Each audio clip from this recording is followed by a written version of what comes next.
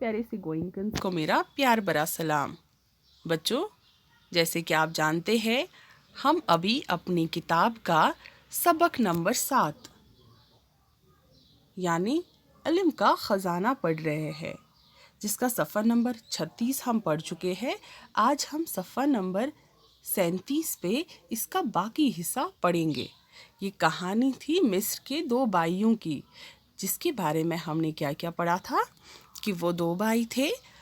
एक भाई को दौलत हासिल करने का शौक़ था और दूसरे भाई को इल्म हासिल करने का। तो बच्चों, जब वो बहुत वक्त बाद मिले तो क्या हुआ, दोनों में बातें होने लगी। बड़े भाई ने छोटे भाई से कहा, भाई तुमने इतनी उम्र गुजारी लेकिन एक पाई भी जमा ना की। बच्चों, आप भी पाई को इस तरह से ख़त कशीदा करेंगे जिसके मानी आपको खुद से तलाश करने हैं। इंसान पर कभी मुश्किल दौर भी आते हैं। ऐसे वक्त के लिए उसके पास इतनी दौलत होनी चाहिए कि उसे किसी के सामने हाथ ना फैलाना पड़ेगा। अगर उस वक्त उसके पास पैसा हो तो उसे किसी के सामने हाथ ना फैलाना पड़ेगा। अगर उस वक्त उसके हाथ में पैसा न हो तो उसे कितनी मुश्किलात का सामना करना पड़ेगा।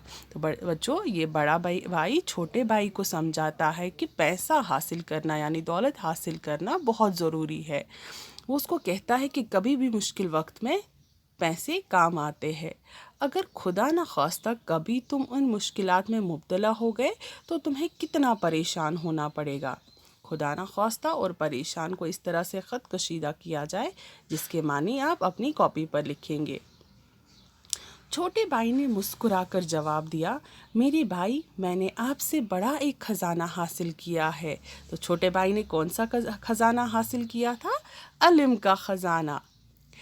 आपके ख़जाने को चोर चुरा सकते हैं, डाकू लूट सकते हैं, लेकिन मेरे ख़जाने को कोई ख़तरा नहीं। इसको न चोर चुरा सकते हैं न डाकू। इसको कभी ज़वाल नहीं, बल्कि जितना खर्च किया जाए बढ़ता है और उसमें बड़ी बरकत होती है। आपका ख़जाना वो है जो खर्च करने से कम होता है।